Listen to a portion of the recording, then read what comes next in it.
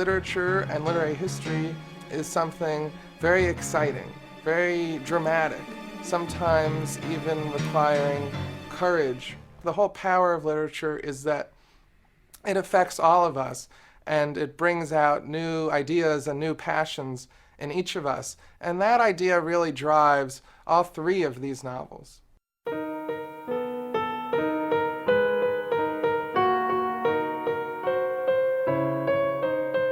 One difference in the 19th century from today is that there was not a clear difference in the minds of the readers between fiction and nonfiction. Even in the case of a novel, for example, Moby Dick, when we read the reviews that were written by the book critics, they discuss Herman Melville, the author, being on this adventure looking for the whale. In other words, they could not differentiate between the character in the book and the author of the books.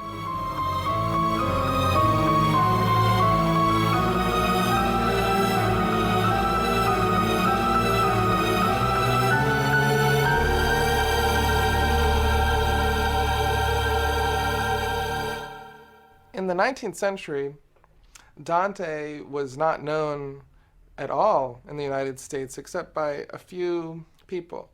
Foreign literature was something to be distrustful of. He was also an Italian and, most of all, Catholic. And these were things that frightened Americans who heard that Italians were full of violence and passion and revolutionary ideas, and that Catholicism was something mystical, magical, and even dangerous. Act of translating Dante was not just one of scholarship, it was really one of courage.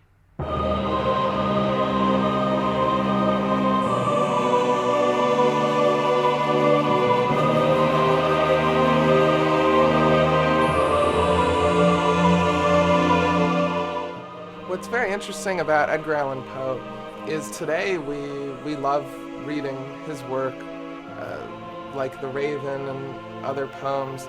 However, in his own day, Poe was considered not very talented, not very successful.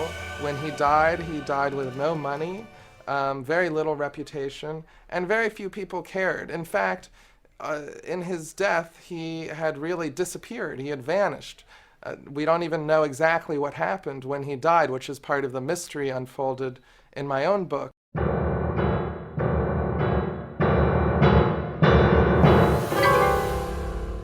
Charles Dickens is the complete opposite of Edgar Allan Poe because in his own time, he had enormous popularity, probably the most famous writer in the entire world. And this stems from several things. One, he wrote his novels for everybody. Because Dickens was so popular, when he dies and he leaves an unfinished novel, people are clamoring for the ending. And in fact, it becomes a very big commercial prospect if somebody could publish the ending of The Mystery of Edwin Drood or discover how it would end. It would mean huge amounts of money. And so this became a competition among publishers, among readers and scholars to try to discover that ending. And that was the starting point for my own book.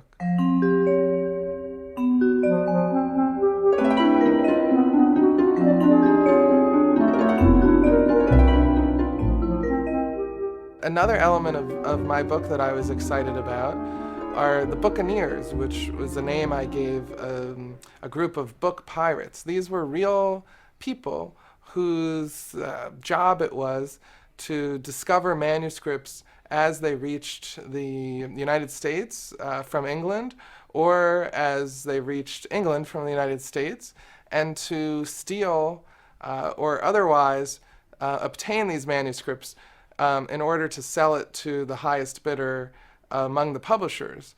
So this was a really interesting way to think about publishing at a time when it was not only pretty new, but also even dangerous.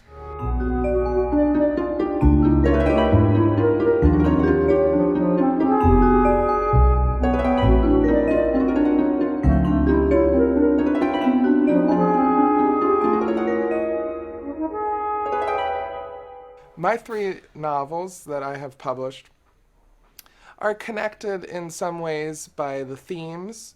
However, they could be read independently of each other. And I hope that by reading one, a reader might want to read the others. But one thing I am always careful about is that a reader does not need any prior background, including in Charles Dickens or Dante or Poe, before reading my books.